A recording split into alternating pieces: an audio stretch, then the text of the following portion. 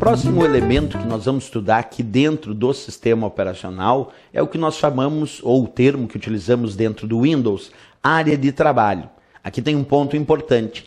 A área de trabalho do Windows, ela é conhecida como desktop.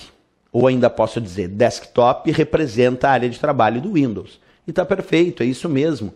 Se uma prova perguntar sobre a área de trabalho do sistema operacional Windows, a área de trabalho do Windows é conhecida como desktop.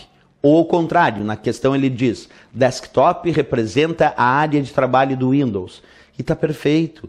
Desktop, então, a área de trabalho. Nessa área de trabalho do Windows, eu destaco alguns elementos como bem relevantes.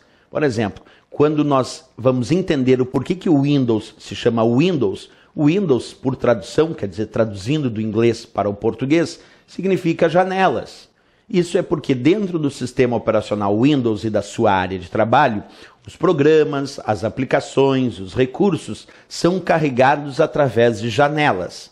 Então, quando eu penso no Windows, eu imagino que os programas, os recursos disponíveis, vão ser utilizados através de janelas que vão se abrindo e sobrepondo a área de trabalho do Windows. Isso por isso que ele chama Windows, vem de janelas, né? Outra dica, especificamente no caso do Windows 7, que nós estamos tomando como base para o nosso estudo, existe a possibilidade de algumas edições do Windows 7 apresentarem o que chamamos de gadgets.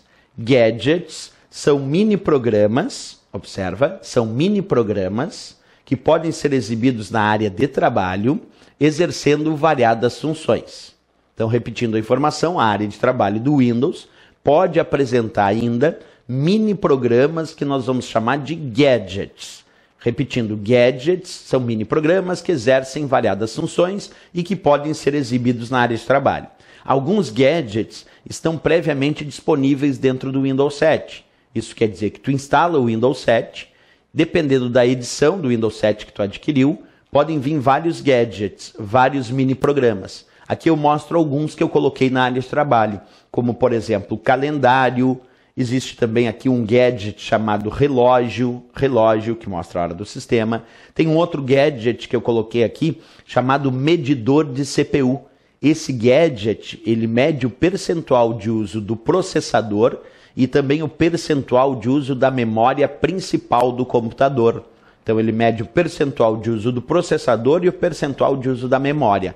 Esse gadget chamado medidor de CPU. Sempre lembrando que lá das nossas aulas dos conceitos básicos, nós estudamos que o termo CPU significa processador.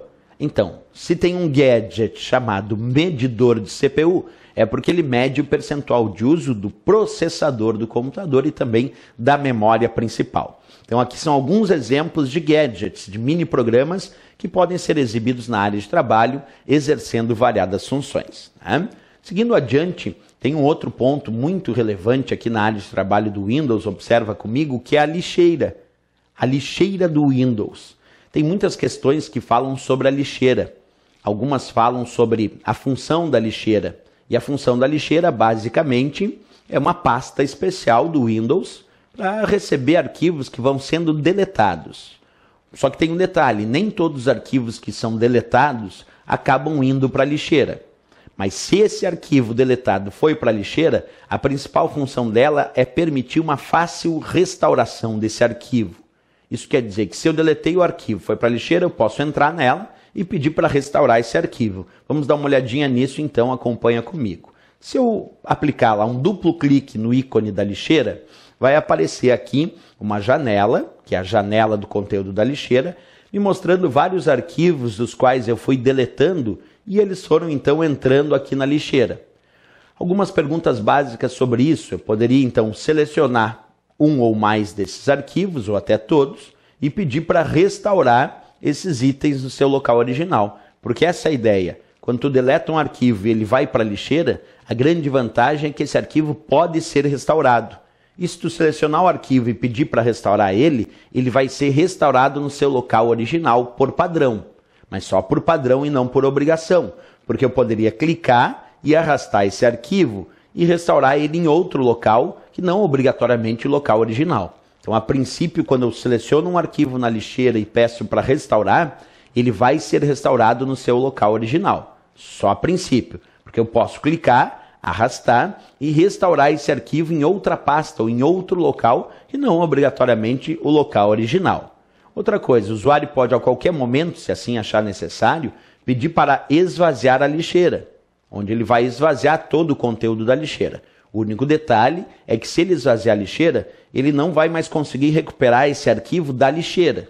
Talvez só consiga recuperar esse arquivo usando programas especiais de recuperação de dados, que existem no mercado e que ainda podem recuperar ou restaurar algum arquivo que porventura tenha sido esvaziado inclusive da lixeira. Então arquivos que são excluídos sem passar pela lixeira ou arquivos que estavam na lixeira e depois ela foi esvaziada, não podem ser recuperados ou restaurados da lixeira, porque eles não estão mais na lixeira.